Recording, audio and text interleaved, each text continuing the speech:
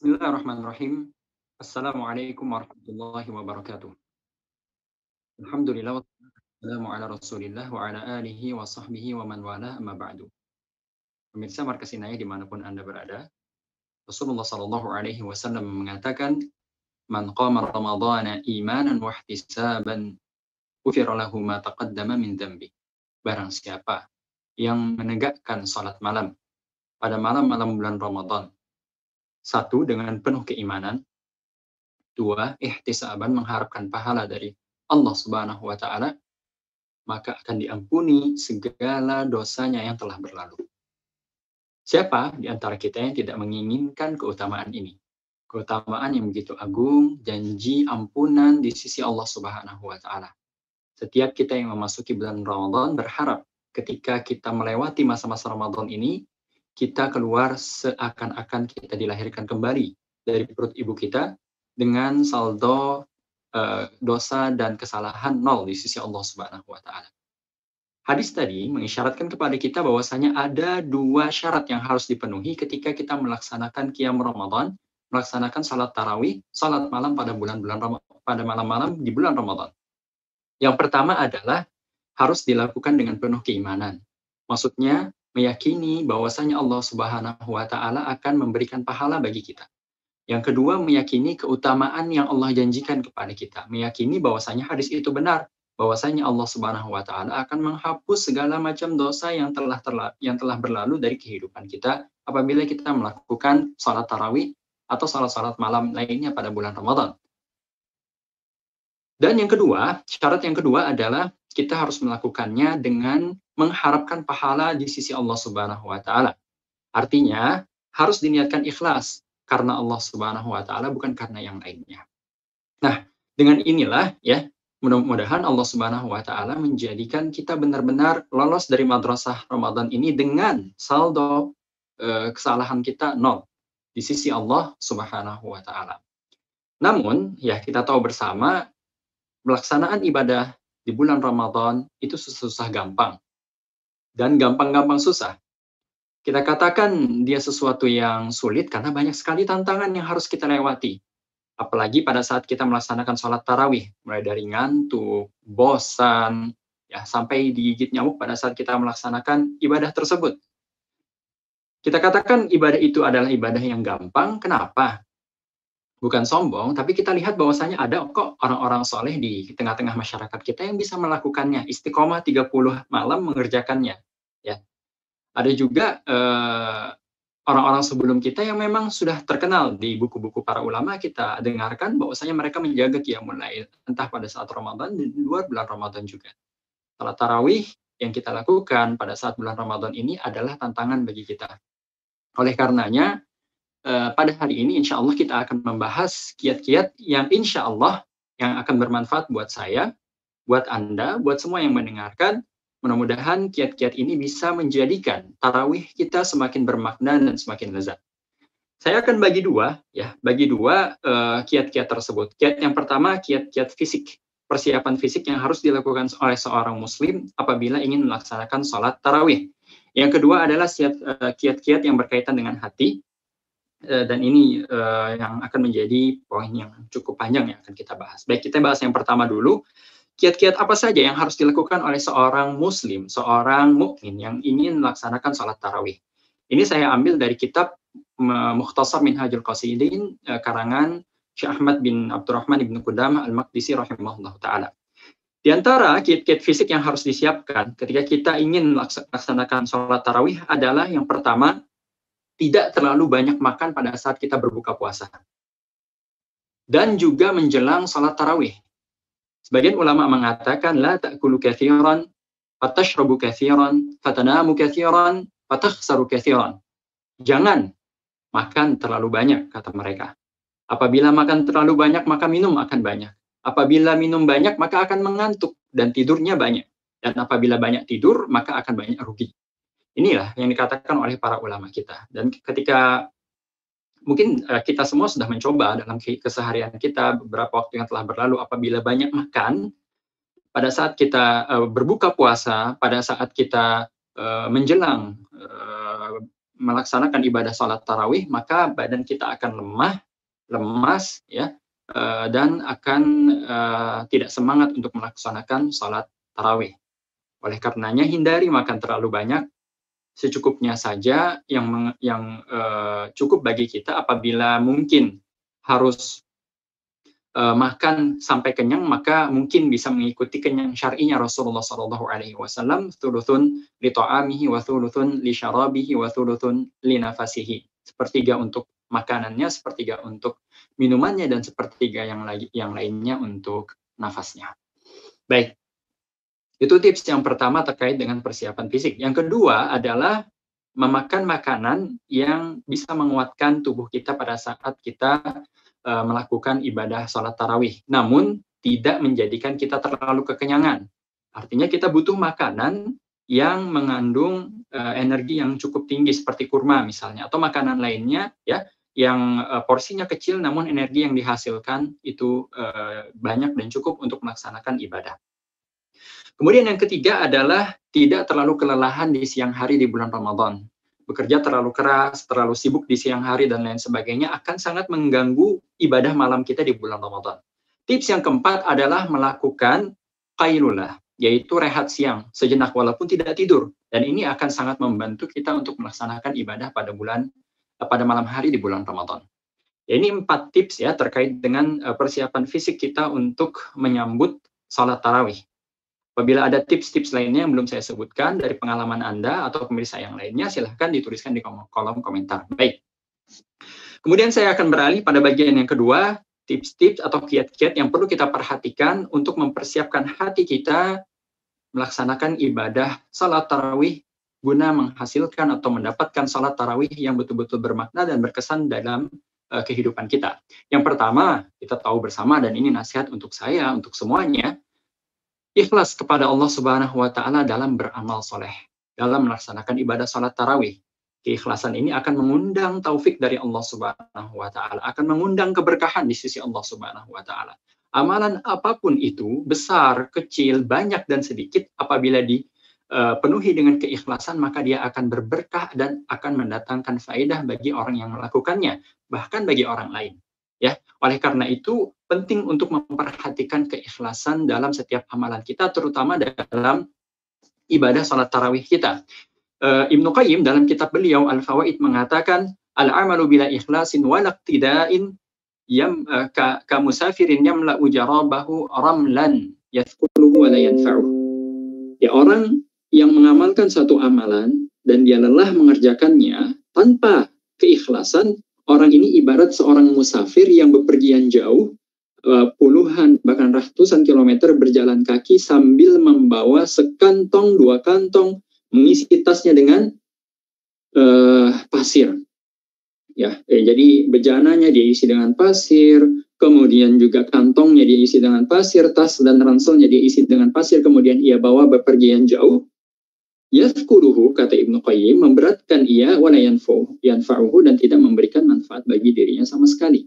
Seakan-akan beliau ingin menyampaikan kepada kita, orang yang tidak ikhlas itu hanya mendapatkan lelahnya saja daripada amal ibadah yang dikerjakan, dan tidak mendapatkan manfaat sedikit pun, entah itu manfaat duniawi maupun manfaat ukhrawi. Kemudian, ya, penting bagi kita untuk memperhatikan keikhlasan ini dalam ibadah kita. Dan kita perlu perhatikan bahwasanya ketika kita berusaha untuk ikhlas, jangan merasa diri paling ikhlas. Harus mawas diri, harus memperhatikan diri. Karena sebagian ulama mengatakan, mata khuyyila ilaika, kapan saja kamu menyangka bahwasanya diri kamu itu ikhlas, fa ikhlasuka yahtaju ila ikhlas. Kalau kamu menyangka bahwasanya diri kamu sudah ikhlas, sudah maksimal ikhlasnya, maka keikhlasan kamu itu butuh keikhlasan. Ini perkataan sebagian para ulama. Intinya adalah seorang muslim harus mawas diri, memperhatikan bahwasanya mungkin saja ada saja ya bibit-bibit ria, bibit-bibit kebusukan, kesyirikan yang tumbuh di dalam hatinya ketika dia melakukan amalan ibadah. Kapan seorang muslim berusaha untuk ikhlas sambil menyangka dirinya belum ikhlas, maka insya Allah orang yang seperti ini akan dekat dengan taufik bahkan lebih dekat dengan keikhlasan dibandingkan orang yang menyangka dirinya sudah aman dan sudah ikhlas melaksanakan ibadah tertentu. Oleh sebab itu, sekali lagi saya menasihati diri saya pribadi, ya, untuk senantiasa ikhlas, belajar untuk ikhlas, dan mengkondisikan diri untuk senantiasa menuduh diri sendiri kalau belum ikhlas, ya. Senantiasa untuk memperbaiki dan mengoreksi niat dan mengamalkan amalan sebisa mungkin, sebaik mungkin karena Allah Subhanahu wa Ta'ala. Ya, karena banyak kita tahu bersama ikhlas artinya hanya untuk Allah. Wa ma umiru illa liya'budullah mukhlishina lahuddin hunafa. Murnikan ketaatan hanya kepada Allah Subhanahu wa Ta'ala semata. Bukan karena yang lain, bukan untuk cari jodoh. Ya, karena banyak ya salat tarawih ini dijadikan ajang untuk cari jodoh. Pergi ke masjid supaya bertemu dengan fulan atau fulanah, waliyatubillah. Ya, ibadah yang tadinya hanya untuk Allah Subhanahu wa Ta'ala bergeser kepada selainnya, dan ini bisa menyebabkan ibadah tersebut kosong melompong, datang pada hari kiamat dengan amalan segudang, tapi ternyata dijadikan oleh Allah Subhanahu wa Ta'ala haba'an mansura. Tidak ada nilainya di sisi Allah Subhanahu wa Ta'ala, disebabkan karena tidak adanya rasa ikhlas dalam hati seorang hamba ketika mengamalkannya. Ini tips yang pertama. Untuk kita, bagi kita yang ingin melaksanakan ibadah sholat tarawih, hendaknya sekali lagi mengoreksi niat dan sekali lagi melihat apa yang ada di dalam hati kita. Sudahkah ihtisaban karena Allah Subhanahu wa Ta'ala? Tips yang kedua, mengetahui pahala yang dijanjikan oleh Allah Subhanahu wa Ta'ala ketika kita melakukan dan melaksanakan ibadah sholat tarawih itu. Apa saja sih pahala-pahala yang Allah janjikan? Sudah banyak dai-dai yang membicarakan tentang permasalahan ini. Sudah berpuluh-puluh ceramah yang disebutkan oleh ustadz-ustadz, kiai-kiai, para ulama di Indonesia terkait dengan permasalahan ini. Kalau mungkin kita scroll ke bawah dari video-video yang ada di fanpage ini, kita akan dapati juga kawan-kawan ustadz-ustadz yang berbicara tentang permasalahan ini. Silahkan nanti di murojaah lagi, didengarkan lagi. Dengan mengetahui keutamaan sholat, keutamaan mengerjakan ibadah pada malam hari, ibadah sholat tarawih, kita akan semakin semangat insya Allah dan semakin menggebu-gebu untuk mengerjakannya. Karena kita yakin dengan adanya pahala tersebut, dan otak kita juga selalu dan senantiasa mengiming-imingi kita untuk mendapatkan pahala tersebut. Dan insya Allah ini menjadi bahan bakar untuk kita mengerjakan ibadah tersebut dengan semakin greget, ya.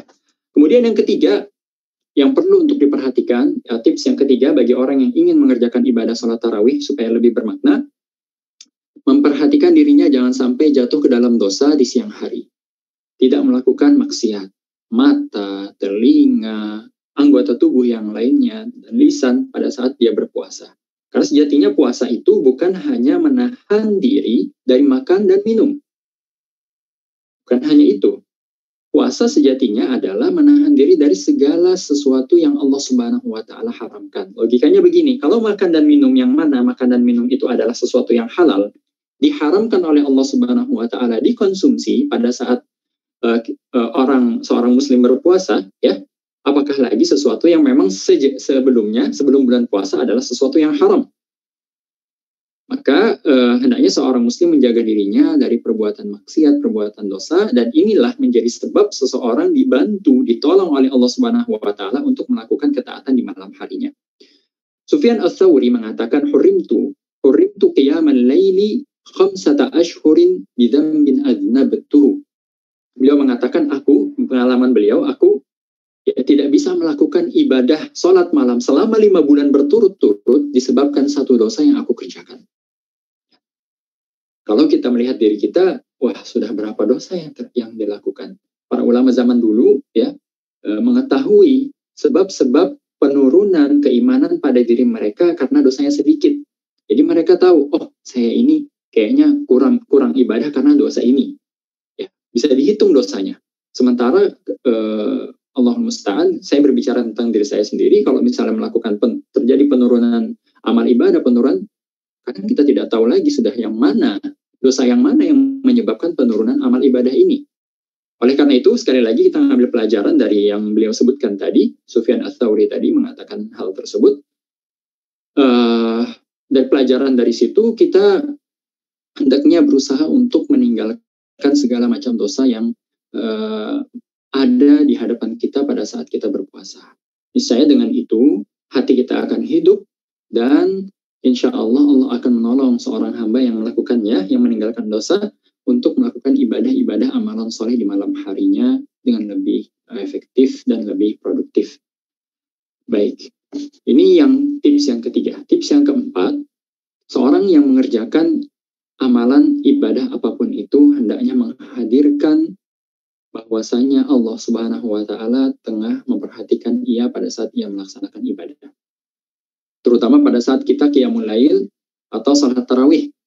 Kita berdiri menghadap kiblat, kemudian bertakbir, takbiratul ihram, kemudian salat. Berdiri di hadapan siapa? Kita berdiri di hadapan Allah Subhanahu wa Ta'ala. Hendaknya seorang hamba menghadirkan di dalam hatinya bahwasanya ia tengah berdiri di hadapan rajanya, di hadapan tuannya, di hadapan Tuhannya, di hadapan Zat yang menciptakannya, memberikannya rizki, yang menghadirkan seluruh kenikmatan yang ada dalam hidupnya. Zat yang akan mengadabnya apabila dia salah. Zat yang akan mengampuninya apabila dia memohon ampun kepadanya. Zat yang senantiasa memperhatikannya, merawatnya, semenjak ia berada di dalam kandungan ibunya sampai ia meninggal dunia. Zat yang senantiasa memperhatikannya, menyayanginya, bahkan lebih menyayanginya daripada kedua orang tuanya sendiri. Ketika seorang hamba meyakini kehadiran Allah Subhanahu wa Ta'ala, ketika ia salat, meyakini bahwasanya Allah Subhanahu wa Ta'ala melihatnya, memperhatikannya, ya sebagaimana disebutkan dalam hadis Umar, apa yang dimaksud dengan ihsan itu wahai Rasulullah? Jibril bertanya kepada Nabi Muhammad SAW. Nabi Muhammad mengatakan, an ta'budallaha ka'annaka tarahu fa in lam takun tarahu fa innahu yara. Engkau menyembah Allah Subhanahu wa Ta'ala, beribadah kepada Allah Subhanahu wa Ta'ala seakan-akan engkau melihatnya. Apabila tidak mampu, maka pasti dia melihatmu. Yakinlah bahwasanya dia, Allah Subhanahu wa Ta'ala, melihat dirimu. Nah, perasaan ini akan menjadikan seseorang merasa salat ini adalah sesuatu yang spesial. Kalaulah di dunia ini, apabila kita ingin bertemu dengan presiden kita misalnya, atau pejabatlah di pemerintahan daerah, kita ingin bertemu, kita harus buat janji dulu. Kita harus buat janji dulu, appointment. Mau ketemu sama beliau. Untuk ketemu sama dokter juga kita harus buat janji. Ya. Tapi ini, kita berhadapan dengan Allah Subhanahu wa Ta'ala, tidak perlu janji. Kita datang saja ke masjid, bersama dengan kaum muslimin, bertakbir, menghadap kepada Allah Subhanahu wa Ta'ala, tidak perlu janji. Kapan saja. Bahkan ini di malam bulan Ramadan dibukakan pintu sebesar-besarnya bagi kita untuk bertemu, berjumpa dengan Allah Subhanahu wa Ta'ala, menghadap kepada Allah Subhanahu wa Ta'ala, memunajatkan doa-doa permohonan kita kapan saja pada malam-malam bulan Ramadan. Dan ini kesempatan besar bagi kita. Ya, ini tips yang keempat ya. Tips yang kelima ya.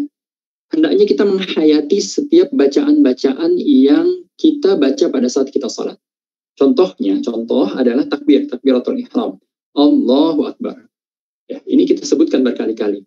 Dalam sehari semalam saja kita salat ya 17 rakaat ya. Dalam sehari semalam salat 5 waktu 17 rakaat. Berapa kali takbir yang kita sebutkan? Sudah tidak terhitung lagi. Nah, ketika kita bertakbir, kita harus memaknai apa makna daripada takbir itu. Allahu Akbar. Allah mengatakan kita mengatakan Allahu Akbar. Allahu Akbar. Allah Maha Besar. Dan ini bukan kalimat atau kata-kata yang hanya diucapkan sedemikian rupa, bukan. Namun ada makna di baliknya. Allahu Akbar, Allah Maha Besar, berarti Allah Subhanahu wa Ta'ala lebih besar dari dunia ini. Allah Subhanahu wa Ta'ala lebih besar daripada masalah yang kita pikul saat ini. Allah Subhanahu wa Ta'ala lebih besar daripada beban pikiran, kesulitan hidup, dan lain sebagainya yang sekarang menggerogoti kita. Allah Maha Besar, Allah itu berarti lebih besar dari segala jenis makhluk yang ada di jagat raya ini. Dan ketika kita mengatakan Allah Maha Besar, kita tahu bahwasanya diri kita ini kecil, hina, tidak berdaya di hadapan kebesaran dan kekuasaan Allah Subhanahu wa Ta'ala. Ini tips yang keempat. Tips yang kelima adalah, yang keenam adalah ketika ayat-ayat Allah Subhanahu wa Ta'ala dibacakan, maka hendaknya kita dengarkan dengan seksama. Allah Subhanahu wa Ta'ala mengatakan, wa idza quri'al Qur'anu fastami'u lahu wa ansitu la'allakum turhamun. Apabila dibacakan Al-Qur'an, maka dengarkanlah dengan seksama dan diamlah. La'allakum turhamun, kata Allah Subhanahu wa Ta'ala, agar kamu dirahmati. Al-Laits Ibn Sa'ad salah seorang ulama mengatakan marrahmatu ila ahadin bi asra ila mustami'il Quran. Rahmat Allah Subhanahu wa taala paling cepat sampai kepada orang yang mendengarkan Al-Qur'an melebihi yang lainnya. Jadi apabila kita ingin mendapatkan rahmat, mendapatkan kasih sayang, belas kasih dari Allah Subhanahu wa taala, maka dengarkanlah Al-Qur'an pada saat ia dibacakan. Mendengarkan Al-Qur'an akan menjadi sarana terbesar bagi seseorang untuk mentadabburi Al-Qur'an. Dan tadabbur Al-Qur'an adalah merupakan maksud terbesar diturunkannya Al-Qur'an. Apabila kita membaca firman Allah Subhanahu wa taala dalam surah Shad ayat ke-29, Allah Subhanahu wa taala mengatakan kitabun anzalnahu ilaika mubarakun liyadabbaru ayatihi wa liyatadzakkara ulul albab. Kitab Al-Qur'an ini adalah kitab anzalnahu ilaika yang kami turunkan kepadamu wahai Muhammad, mubarak dengan penuh keberkahan. Penuh dengan keberkahan. Kemudian apa tujuan diturunkannya ini? Liyadabbaru ayatihi, agar mereka, yaitu umat Muhammad SAW ini, entah dari kalangan orang Islam ataupun di luar orang Islam, liyadabbaru ayatihi, untuk menghayati, mentadabburi ayat-ayatnya, waliyatadzakkara ulul albab, dan agar orang-orang yang berakal sehat bisa mendapatkan pelajaran. Jadi salah satu tujuan diturunkannya Al-Quran ini adalah untuk ditadabburi maknanya, untuk dipahami, dipelajari dengan sebaik-baiknya. Dan satu cara untuk itu adalah dengan mendengarkannya. Mendengarkannya dengan seksama pada saat kita sholat, pada saat kita melaksanakan sholat tarawih. Dan ini, di sini juga pentingnya kita untuk mempelajari bahasa Arab, mengetahui makna-makna Allah Subhanahu wa taala, makna-makna ayat-ayat Allah Subhanahu wa taala itu dimulai dengan mempelajari bahasa Arab dan mengenal kosakata yang ada dalam bahasa Arab, karena Al-Quran ini diturunkan dengan menggunakan bahasa Arab. Kemudian tips yang terakhir sebelum kita tutup, tips yang terakhir adalah menampakkan kefakiran kita di hadapan Allah Subhanahu wa taala pada saat kita sholat. Menampakkan bahwasanya kita ini adalah hamba yang hina di hadapan Allah. Menampakkan kepada Allah bahwasanya kita butuh kepadanya dan Allah tidak butuh kepada kita. Ya, dalam bahasa Arab ini disebut dengan al-iftiqar. Dalam bahasa Arab juga disebut dengan at-tadarru'. Mengiba kepada Allah, menampakkan kerendahan diri kita di hadapan Allah Subhanahu wa taala, kehinaan diri kita di hadapan Allah Subhanahu wa taala, dan dengan demikian mudah-mudahan kita bisa merasakan salat tarawih yang lebih khusyuk dan lebih bermakna bagi kehidupan kita. Kenapa harus tadarru' dan iftiqar? Kenapa dua sifat ini penting bagi orang yang melakukan ibadah? Oke, salat adalah ibadah. Salat adalah doa. Ya, salat itu dalam bahasa Arab maknanya adalah doa. Doa ini adalah permintaan pada Allah Subhanahu wa taala. Dan ketika kita meminta kepada siapapun, pada Allah Subhanahu wa taala, tentunya kita harus menampakkan bahwasanya kita yang butuh. Tidak ada orang minta kemudian ia menampakkan dia tidak butuh. Orang meminta itu berarti dia membutuhkan. Dan ketika dia membutuhkan, dia harus menampakkan kefakiran dirinya terhadap zat yang memberi, dan menampakkan bahwasanya zat yang memberi ini, dan menampakkan kepada zat yang maha pemberi ini, bahwasanya dia sangat butuh, bahwasanya dia sangat fakir, dia sangat menginginkan pertolongan, pemenuhan hajat, dan lain sebagainya dari zat yang pemberi tersebut.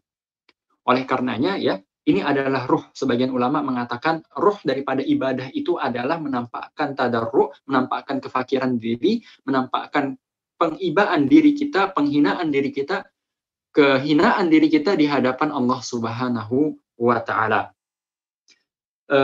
Ini dari sisi yang pertama, ya. Dari sisi yang kedua, seorang hamba selalu butuh dengan pertolongan Allah Subhanahu wa taala untuk melakukan ibadah tersebut. Siapapun kita, bagaimanapun latar belakang kita selalu butuh taufik dari Allah. Kita selalu butuh pertolongan Allah Subhanahu wa taala. Dan inilah juga menjadi sebab kita berdoa kepada Allah Subhanahu wa taala setiap hari dalam salat kita, ya. Iyyaka na'budu wa iyyaka nasta'in ihdinas siratal mustaqim. Hanya kepadamu lah kami menyembah dan hanya kepadamu lah kami memohon pertolongan. Tunjukkanlah kepada kami jalan yang lurus. Inilah sebabnya kita selalu meminta kepada Allah Subhanahu wa taala. Karena kita sangat butuh. Untuk mengerjakan ibadah pun kita butuh pertolongan Allah. Karena kita tidak pernah lepas dari nikmat Allah. Untuk beribadah kita butuh energi. Energinya datang dari Allah. Untuk beribadah kita butuh taufik. Taufik datang daripada Allah Subhanahu wa taala. Untuk beribadah kita membutuhkan hati kita. Hati kita hanya dibuka oleh Allah Subhanahu wa taala. Dan kalau kita melihat ini semua, ketika kita melihat bahwasanya kita bisa melakukan ibadah, kita digerakkan hati kita untuk mengerjakan ibadah karena Allah lah yang menggerakkan, maka kita akan terhindar dari sifat sombong, angkuh, ujub, dan lain sebagainya yang bisa menimpa seorang hamba yang merasa dirinya sudah beribadah kepada Allah di bulan yang mulia ini. Karena tidak jarang merasa diri sudah melaksanakan ibadah tarawih, sudah rajin ke masjid, sudah banyak perubahan. Ya, tidak jarang orang-orang yang baru memulai berubah, baru memulai hijrah dalam tanda kutip, menjadi orang yang sombong karena merasa diri sudah lebih baik dibandingkan orang lain. Tidak seperti itu. Ini karena Allah berbaik hati menjadikan kita hamba yang dipilih untuk bergerak beribadah di bulan ini. Kalau kiranya Allah tidak memilih, kalau kiranya Allah tidak memberikan taufik, maka kita tidak akan seperti ini. Maka kita selalu berdoa kepada Allah Subhanahu wa taala untuk ditetapkan hati kita untuk beribadah kepada Allah, dan kita juga selalu meminta kepada Allah Subhanahu wa taala untuk senantiasa memberikan kepada kita taufik dan kekuatan hati untuk tidak melenceng. Makanya kita berdoa, Rabbana la tuzigh qulubana ba'da idh hadaitana wa hab lana min ladunka rahmah innaka antal wahhab. Dan doa-doa lainnya yang senantiasa dibaca dalam salat-salat dan dalam ibadah-ibadah kita yang dicontohkan oleh Rasulullah Shallallahu Alaihi Wasallam. Demikian tips-tips ya terkait dengan permasalahan ini. Bagaimana menjadikan ibadah salat tarawih ini lebih bermakna.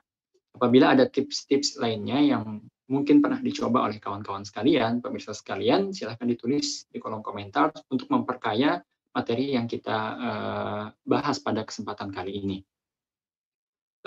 Jangan lupa, sebagaimana biasanya, jangan lupa untuk bersaham kebaikan dengan like dan share video ini dan video-video lainnya yang ada di fanpage ini. Jangan lupa untuk salat tarawih nanti dan coba mengamalkan apa-apa yang telah kita bahas pada kesempatan kali ini. Demikian, mudah-mudahan Allah Subhanahu wa taala menjadikan salat tarawih kita pada Ramadan tahun ini menjadi salat tarawih yang lebih berkesan, dan semoga Allah Subhanahu wa taala menolong saya, Anda, dan semua pemirsa untuk senantiasa melaksanakan ibadah-ibadah karena Allah Subhanahu wa taala ikhlas, karenanya bukan karena selainnya. Demikian, subhanakallah bihamdik, asyhadu an la ilaha illa anta astaghfiruka wa atubu ilaik. Sallallahu ala nabiyyina Muhammad wa ala alihi wa sahbihi wasallam. Assalamualaikum warahmatullahi wabarakatuh.